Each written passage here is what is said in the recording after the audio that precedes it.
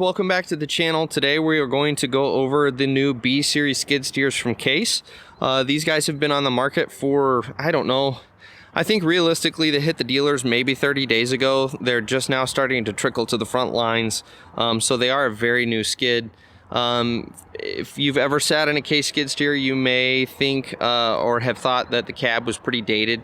It just didn't have some of the nice bells and whistles, the technology inside the cab that some of the competitors did. And the B series is Case's answer to that. So we are going to do an in-cab tour here shortly on another video. I will link to that. But this is really more focusing on the outside of the machine and some of the fixes. Sorry, I can't talk. And engine modifications that have been done to the new skid. So the first thing we're gonna go is walk around the front here. You're gonna notice this unit is only equipped as a standard flow unit. This is one of the features that's always been really nice on Case skids is the bump fittings that they have right here. I'm not going to do it on camera without a bunch of grunting and uncomfortable noises to push this in. But essentially, if you wanted to hook an attachment up or take an attachment off while this machine was running, all you would do is push in on these fittings. So you'd have your hydraulic line here and you would actually push it in. And this little bump out right here, you would actually see push up into the valve body. And what it does is it releases the pressure in this chamber. So while the machine is running, you can take your attachment off and you don't have to worry about any adverse effects like getting your finger sprayed off by hydraulic fluid under pressure. So that's always been a really nice feature on these.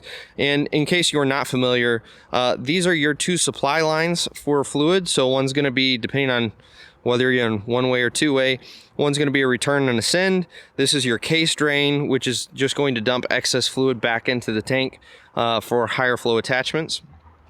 As you can see, this is only set up for standard flow. If it were a high flow unit, you'd actually have a second set of valves on top of this. The other thing about these machines, Case offers enhanced high flow, which I believe Cat does as well. I'm not sure about Deere and Bobcat, but essentially what they do is they take your hydraulic pressure and they increase the pressure, decrease the flow by, I want to say it's 3 or 4 gallons a minute. But what you end up with is actually a higher hydraulic horsepower number. And so this would be where the enhanced high flow valve bank would sit. But like I said, this unit isn't equipped with that. For the rest of the B series on the outside of the machine, really nothing's changed. This is essentially an Alpha series unit as far as frame goes.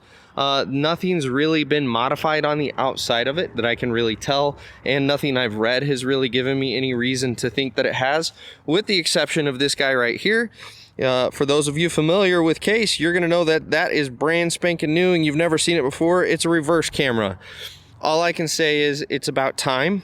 Now, I will say Case really touts itself on the visibility from their machines. I mean, you're not going to find another machine in the market that has that kind of visibility.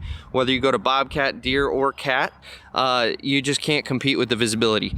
That being said, it's really nice to have a high quality backup camera, and up until this point, Case did not have one of those. So good on them for including that. So let's get the engine compartment open here, and we're going to see a couple other modifications. At first glance, if you're familiar with the Case products, you're not going to see a tremendous difference here. Everything's pretty much where it has been on the old units. I will say this is different.